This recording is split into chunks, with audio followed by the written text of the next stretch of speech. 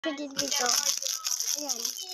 It's a golden Christmas na Ano siya guys? Ang nagpaulan sa bansa nitong huling Pero ano siya guys? inanong ng rumara na sa kilo Kuna ko na siya. may sakay na pasyente.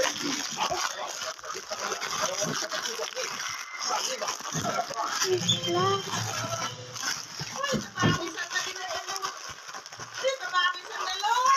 Makapipili niya ang paghabol niya ng mga residente sa isang balsa sa Libaco, Aklan. Ay, ginawa ko po.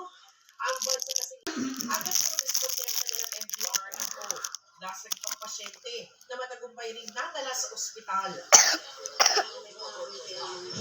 Sa bayan ng Nagkalibo, sa isang Dahil ba na tubig? ang bahagi ng Ganito. bintana ni Revetnet Paul. Dalawa ang sugatan na agad sinugod sa ospital. Ang pagmula na yan sa Visayas e ramdaman ang dating magdurong na nagpaunan sa Palawan, gaya ng naranasan sa Puerto Princesa. Diba guys? Isa pa. Ang resulta, abot hanggang Yeah. yung baha. Ang mga tauhan ng establishment